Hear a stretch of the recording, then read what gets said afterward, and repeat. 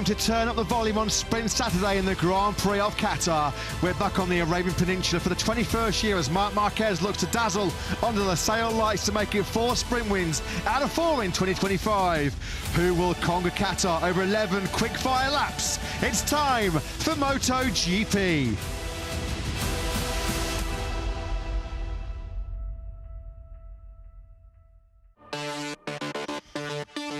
First on the calendar 21 years ago now. Where has that time gone? Built in 2004, 16 corners, 10 right, 6 of them left, 5.38 kilometers in length, 3.34 miles. And Marquez set a new all-time lap record in a dramatic Q2 session earlier on this afternoon. Hard braking into that first corner. We saw Bagnaia crash decisively in turn 4 in that thrilling Q2 session earlier on today. And then there's always drama through 15 and 16 at the conclusion of some of our recent Qatar Grand Prix. Turn 11 is where the Michelin tyres get their biggest workout. Overtaking hot spots, plenty of them. Turn 1, turn 6, the only first gear corner on the track. And what about this? This was Pedro Acosta lighting up the sail on his Grand Prix debut 12 months ago, passing Marquez at turn 1.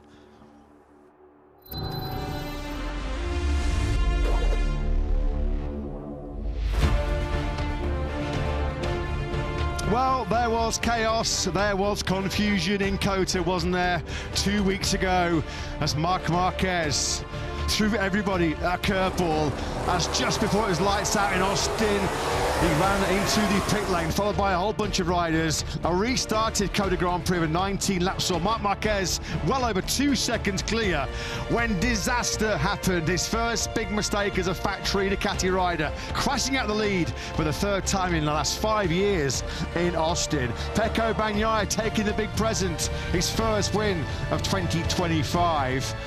That sees him regain lost ground in the early championship battle. But as we come to Qatar for round 4 in this year's MotoGP World Championship, we have Alex Marquez on your screens there as the MotoGP World Championship leader for the very first time. He is 1 point clear of elder brother Marc Marquez in what's already a super tight early championship chase.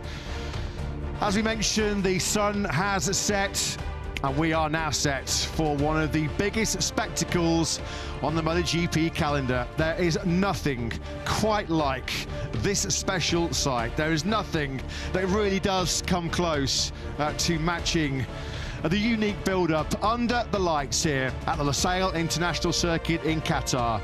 As we go sprinting over what we hope will be 11 pretty nail-biting laps in what, just under half an hour's time. We're due for lights out after it's lights on here in Doha at around about 8 p.m. local time, where for the 4th race in a row, his golden streak in Q2 sessions as a factory Ducati rider continues.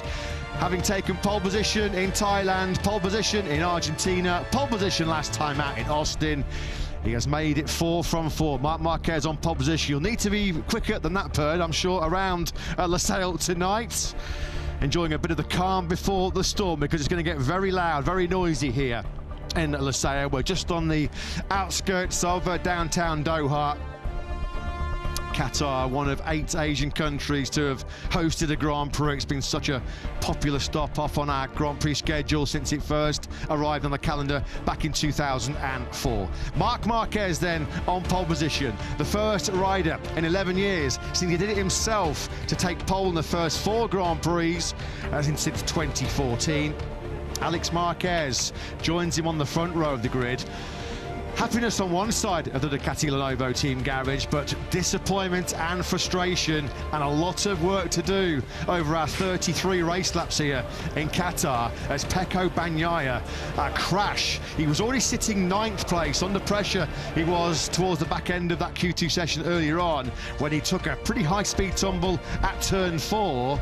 But the outcome of that means Bagnaia finds himself marooned down in 11th place, middle of the 4th row of the grid. His lowest qualifying in 29 Grand Prix since he was 13th on the grid in Mandalika in 2023. A little footnote to that one, he did actually come through and win the Sunday Grand Prix in Lombok. It's Matt Burt and Lewis Sillerby in the commentary box, talking you through all the action and the build-up here in Qatar. Jack Appleyard down in pit lane as our MotoGP World Championship leader. New territory this for Alex Marquez as he comes into the BK8 Gresini Racing Garage. He has got it all on though, Lewis, to stop Marc Marquez. Marc, 4 poles from 4 rounds so far in 2025. He is unbeaten in our 3 previous sprints, and once again we have to say he is the pre-sprint favourite once again here in Doha. And that is why he looks so relaxed as he strolls into the back of the Ducati Lenovo team box. He said coming into this weekend, this is the first weekend where I expect, certainly based on history, to be chasing Alex Marquez and Pecco Bagnaia. Historically, they are faster than me here at Losail, but no one was faster than Marc Marquez in qualifying earlier on today with that blistering 150.499 to take pole position away from his younger brother by a 1/10 of a second. A sprint win is up for grabs between the Marquez siblings tonight, and of course, as you say, with it, the World Championship lead. If Marc Marquez does win tonight's Saturday night sprint, he will wrestle back the World Championship lead. Jorge Martin, delighted to stay here this weekend in Qatar. The world champion is finally in action, sporting the #1 plate on the factory Aprilia.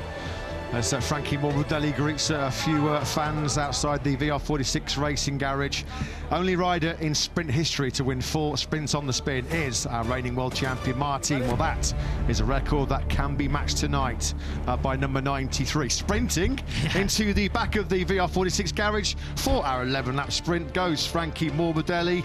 His best qualifying in 5 since the Sepang Grand Prix Malaysia at the tail end of last season, and the boss is here, ready to see what Frankie and Fabio Di Giannantonio can deliver in this sprint. Morbidelli 4th place on the grid. He was only 500ths away from a front row. Fabio Di Giannantonio 1 place further back in 5th, and a small pocket of yellow-clad 46 fans here to see the Doctor in Doha. They'll be pleased with what they saw from the VR46 duo in qualifying earlier on. 4th and 5th for Frankie Morbidelli and Fabio Di Giannantonio. As Valentino looking perhaps more tense and pensive than he did before any of the many MotoGP races that he started, including several that he won around this Losail International Circuit. From one former world champion to the current world champion, we welcome back Jorge Martin, who will go racing for the first time in 2025 tonight. Both previous Tissot sprints have been won by the rider on your screens. It would take something truly heroic, even by Jorge Martin's high standards, to make that 3 this evening. In many respects, he's already won with the achievements that he put in qualifying earlier on today. Jorge Martin starts 14th on the grid. Yeah, isn't it phenomenal? Fantastic to see Jorge Martin back in the saddle on the factory at Aprilia, having done just 13 laps before he had that vicious double high side in Sepang at the start of February. Already performing some heroics on Sprint Saturday here in Doha is the rider on your screens, the 25-year-old Frenchman Fabio Quartararo. No wonder the French fans are looking happy. No wonder they're in full voice here in Doha. Quartararo, a sensational 3rd fastest in that qualifying with a 150.759. Quartararo's first front row in 53 Grand Prix. His last front row, you have to go all the way back to the Dutch Grand Prix in Assen, right in the middle of 2022. Absolutely outstanding performance once again. We thought 6th place last night was good. He was actually 3rd in FP2 this morning as well. Quartararo's been absolute class in Qatar. Well, he was absolutely extraordinary on the Saturday in Austin, wasn't he, when he finished 6th on the Yamaha in the sprint. The only rider really able to do anything about the fleet of Ducatis at the front of the field on that particular Saturday. He looks the likeliest challenger to the Ducatis here as well. In between, the Marquez brothers right up ahead of him and the VR46 duo right behind him. Quartararo, of course, will be looking to try and stay there for as long as he can, but it is good to see that pace that we saw in testing from Quartararo in Sepang when he was up inside the top 3, clearly the single lap pace has well and truly been fixed at Yamaha. That clearly was no flash in the pan, and we are seeing Quartararo back towards the front of the grid here again in Qatar. The question tonight, though, is whether he can stay there. Assen 2022 was his last front row, as he mentioned. Assen 2023, the scene of his one and only sprint podium finish. And that only came his way, of course, because Brad Binder was busted for a track limits infringement on the last lap. Great to see Quartararo, though, really firing on that factory Yamaha. All three sprints so far have been Marc Marquez, Alex Marquez, Pecco Bagnaia first, second and third. For that sequence to continue in round 4, well, Bagnaia has it all on, doesn't he? Coming, as we say, from the middle of that 4th row of the grid, a 151.580. Over a second he was adrift of Marc Marquez. Of course, it was a disaster in Doha when he crashed at turn 4. What about Honda? Their best representative in this sprint on the grid is Johan Zarco in 7th place. Factory Honda rider Luca Marini starts from 15th. We thought there might be some mitigating circumstances for Joan Mir, languishing down in 21st place on the grid. Mir, unfortunately, has had to withdraw from this 11-lap sprint. A nasty bout of gastroenteritis coming the way of the 2020 World Champion. Let's get the bang-up-to-date latest news with factory Honda boss Alberto Puig, who's with Jack. Yeah, good evening to everyone at home. I wanted to come and grab a word with Alberto just to explain what's happened with Joan and why he's not participating in the sprint. Can you just bring us up to speed? Well, he was really not feeling well at all, but the thing that was that this past night, he was already sick. He was in the toilet a lot and not feeling so well, but okay, in the morning, more or less acceptable. He went on the bike, but we could feel that his face was changing color, and after when the qualifiers were finished, he was exhausted in the chair. I said, sorry, I'm completely dizzy. So we went to checking with the doctors, and I mean, the pressure was really low, and he got a really internal gastro problem. So no, dehydrated completely. So doctor said, sorry, you like this. It's better you rest today, and tomorrow before the warm-up they will evaluate again to see if he's ready for the race. It's been on the other side of the box a strong weekend, I think, for Luca. He's been finding his rhythm, maybe unlucky to not have got out of Q1, and Joan again has put himself in a great position. What do you make of their chances? Well, I think Joan has a good chance because he's starting quite in the front. For Luca, it's not, but I think his pace is not so far from the group. If he has a good start, I think he can fight for a good position.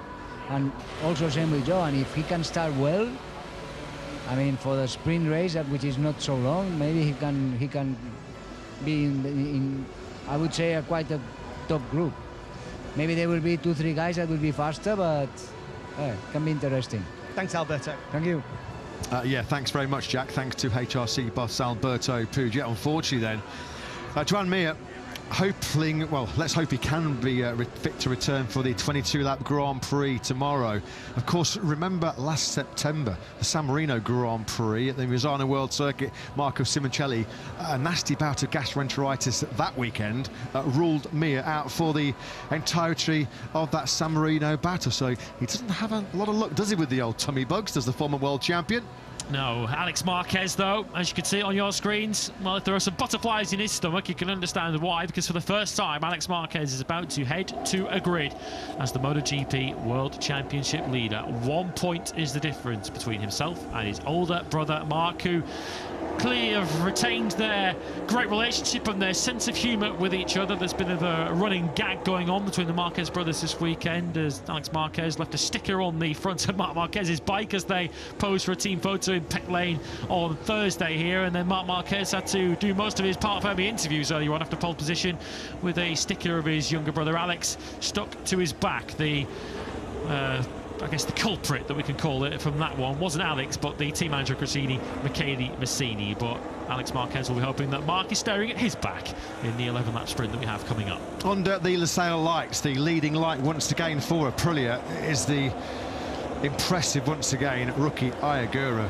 Qualified 10th fastest. He did it the hard way as well this afternoon, having fought his way through Q1. It just shows what a jungle that opening qualifying session is. Agura actually was a couple of tenths faster in Q1 than he was in Q2, and of course he would have only had access to one Michelin soft rear tyre. If you take Agura's Q1 best lap and and factor that into Q2, well, actually, he would have been starting in 7th place, 3 places further up the grid. It just shows, doesn't it, how vital it is that you avoid that very tricky, treacherous Q1 session. Pretty good salvage job, though, by Agura to get himself in 10th place. And also a noteworthy performance on Sprint Saturday here in Qatar. Alex Rins, who was within a whisker of a direct spot in Q2 last night, bumped out late on by Joan Mir. Well, Rins was 2nd fastest in Q1, and then he made a pretty decent fist of it in Q2. 9th on the grid is the factory Yamaha rider. Just the 6th time we've seen Rins feature in Q2 on board a factory Yamaha. If one other rider deserves a mention, it's Maverick Vinales on the Tech 3 KTM. Top KTM on the grid is Top Gun, who qualified pretty well in Austin last time out, but then never got to start from that 10th place on the grid after all the confusion on the initial start of the race, and then the restart, which saw Maverick Vinales have to start ultimately from the very back of the field. But 6th place for the former Aprilia star means he is on the back of that 2nd row of the grid and hoping to finally register some Saturday points this weekend. Some love and affection for our world champion Jorge Martin. Finally, in round 4 of this year's World Championship, we get to see the #1 plate raced in anger, as even for the short burst in the 11-lap sprint, you could just hear Marquez off throttle, just barely picking up the throttle as he goes into fuel conservation mode. Of course, they'll be running the smaller fuel tanks over this half-race distance.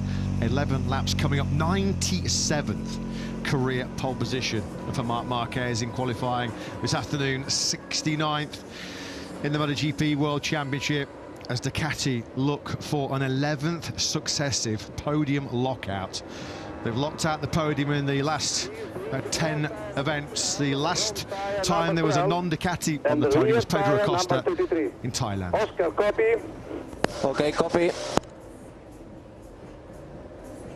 Okay, then Penny, please let me know later how much is the consumption in the cycle lap, please. All right.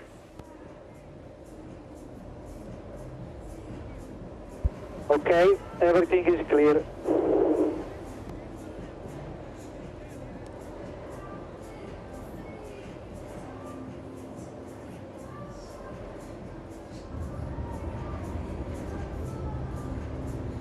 So Aprilia getting set to welcome for the first time Jorge Martin to the grid. There is the Martinator, there's the #1 on the back of that helmet. Max Biaggi, of course, the Aprilia ambassador on site, I'm sure offering a few late words of encouragement to the Martinator.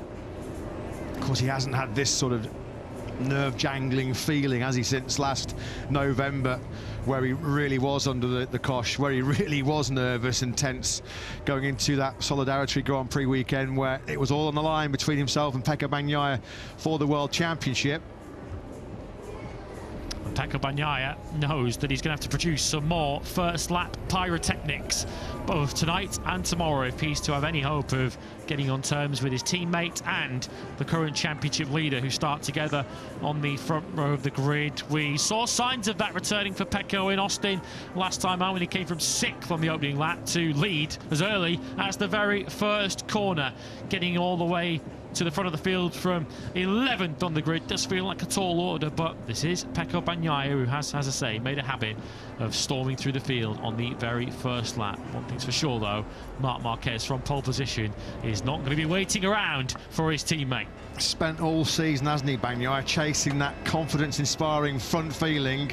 How much of that evaporated when he took the front at high speed going into turn 4 in Q2 earlier on today? Well, this is a very familiar feeling, isn't it? It's almost a P1 in qualifying that's reserved right now for number 93. As we mentioned, he has not been bested so far in a Q2 session in 2025. When he has qualified on pole so far this season, he has followed up his Saturday morning or Saturday afternoon brilliance with a sprint victory. What about Alex Marquez? I wonder if Alex can finally break this run of 6 successive second places.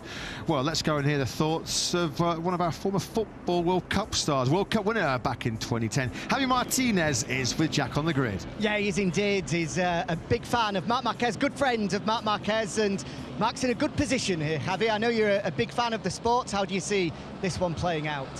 I love MotoGP. It's a big pleasure to host the race here. It's an amazing feeling to be here in the paddock with the bikes, with the pilots. I hope today Mark has a good result. He did very well in the quali, and I think this year is the biggest favorite. Great to see you here. Enjoy the race. Yeah, thank you very much. Yeah, thanks to Javi Martinez, thanks to Jack there down on the grid. A grid that, as we mentioned, your front row, the Marquez brothers with Fabio Quartararo, third place in the factory Yamaha. A few struggles further down the field. Jack Miller's been a bit under the weather this weekend himself with a bit of gastroenteritis. The Aussie, 5th last time out in the Grand Prix of Qatar, 16th on the grid. And Brad Binn's had a real tough weekend, 18th for the 29-year-old South African, 2nd in the sprint here last year, 2nd in the Grand Prix. We haven't seen Binder qualify in the top 10 in the last 5 Grand Prix as the Doctor, the 9-time world champion, one of the best to ever do it. So many people see him as the GOAT, the greatest of all time. It is always fantastic, isn't it, to see Valentino Rossi coming to support a number of riders, not just, of course, Morbidelli and Fabio Di Giannantonio, but his army of VR46 Academy riders as well, featuring the likes of Pecco Bagnaia, Luca Marini and Marco Bezzecchi, who could do with a few words of encouragement from Valentino. Pecco Bagnaia could do with some words of encouragement too. Remember Valentino Rossi's last win here, which was 10 years ago, and the lights that came from reasonably deep on the grid.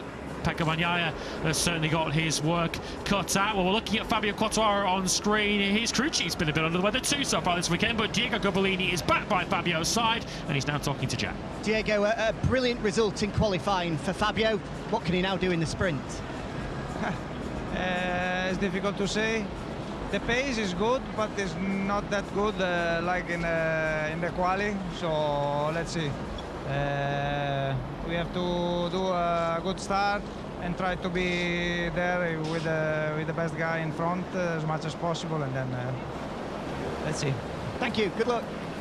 Yeah, thanks, Jack. Thanks to Diego Gabellini, Fabio Quartararo's crew chief. Yeah, you feel the start and the first couple laps all important. Fabio Quartararo, if he can hang in there with that gaggle of Ducatis that he's surrounded by, then you feel that he's perhaps has got an outside chance, a bit of an outside flicker of hope for just his second sprint podium, as Lewis mentioned. Somebody who really caught the eye in Q2 earlier on today was Maverick Vinales. Well, let's go and hear from his crew chief, Manu Casa, who's down with Jack. Yeah, he's just at the moment doing a couple of instructions for the team. Manu, brilliant job by Maverick earlier. Clearly the best KTM in qualifying. What's the plan for the sprint? We are learning. We are in a learning stage, so we are finding the feeling with the bike. He's riding as he likes to ride. So now is the first time we are close to the front guys, and we see. We are doing a different rear tire choice. This usually I don't like much, but this what it is today. So we see today, and then we prepare well for tomorrow. Thanks, Manu. Good luck. Yeah, thanks, Jack. Thanks to Manu Casa, Maverick Vinales, crew chief. Winner, of course, here in Qatar in the Grand Prix on debut for Yamaha in 2017. He also was victorious here back in 2021. Throwing him under 3 success here as well, previously in Qatar. Only Jorge Lorenzo, Casey Stoner and Valentino Rossi, some trio that, have won more Grand Prix here in the sale than Maverick Vinales. Other footballing superstars on the grid, that's Marco Verratti, who will be waving the checkered flag at the end of this 11-lap sprint, so you'll see more of him a little bit later on. Of course, the most recent World Cup took place here, and if you look back over Pedro Acosta's shoulder, you might not see it from here, but in the distance out of the final corner, you can see that spectacular Lusail Stadium, which hosted that memorable World Cup final 3 years ago. Do we put our own Jack Appiard in our footballing superstars down on the grid here ahead of this sprint this afternoon? As we mentioned, it is a slightly depleted field. If you are just tuning in for the first time ahead of this 11-lap sprint here in Qatar, Joan Mir has withdrawn from tonight's sprint, we hope only with a nasty bout of gastroenteritis. So Marc Marquez on pole for the 4th race in a row. A lot of work to do for Pecco Bagnaia from the middle of that 4th row. Let's get the thoughts of their boss, Davide Tardy. He's with Jack. Davide, 4 poles in a row for Marc. I think he's the big favourite for 4 sprint wins in a row, but let's touch on Pecco. How important is this sprint, and what can he salvage from row 4? For sure, if you have a good start, I think that he can fight also for the podium, but it means that you have to overtake a lot of riders on the first and second lap, because I'm sure that Mark and Alex will push very hard from the beginning, so it will be difficult to stay with them in the end of the race, but at least a third, I think, a position that could be a catch. Thanks, Davide. Thank you. Yeah, thanks, Jack. Thanks to Davide Tardy. He has given himself a mountain to climb, hasn't he, at Bagnaia, from that lowly 11th place on the grid. You do feel if he is to have a chance of being in the podium battle late on in this sprint, he's going to have to be sort of inside that top 6 at the end of the first lap, certainly latest end of a lap 2. We know, we've traditionally seen how aggressive he can be off the line and into the first corner as he gets himself ready for combat here then in Qatar. Agura. Not sure that he really needs the sunglasses at this time of the evening, but the lights are pretty bright here, to be fair to him, as he just gets himself fully in the zone and ready for the sprint. Up-to-date time information has just come through from Michelin. Bit of a 50-50 sprint between the medium and the soft rear tyre. The riders who've gone for the soft rear tyre are the Hondas, the KTMs, and 2 of the Yamahas, Alex Rins and Jack Miller. Everyone else on the grid is on the medium rear tyre. That includes our World Championship leader. What a time it is for Alex Marquez and the BK8 Gresini racing team, who tomorrow night, of course, will be hoping that there's a familiar trend, a pattern that can follow for Alex Marquez, with Enea Bastianini and Fabio Di Gianantonio taking their first ever MotoGP victories here in Qatar for the Italian squad. Will Alex Marquez, in about half an hour's time, still be in control of the 2025 MotoGP World Championship? Or will it be back in the hands of number 93, who is searching for a quartet of sprint wins already in 2025? Marc Marquez, he has had 16 previous sprint podiums as the BMW safety car then peels away from the front of the grid through the first corner. Let's hope the field get through there safely. Going to be lights out in about 2.5 minutes time. There he is, Mr. P2 in this year's MotoGP World Championship. And guess what? He's qualified in P2 as well. Fabio Quartararo then, a stunning lap time in Q2 earlier on this afternoon, puts him on the front row for the first time in nigh on 3 years. Alex Marquez trying to protect that 1-point lead in the MotoGP World Championship. He's starting on the front row in all 4 Grand Prix so far this season, but proving once again he is the rider to beat. 4 poles out of 4 in 2025. Launching away from the front of the grid, he's Marc Marquez.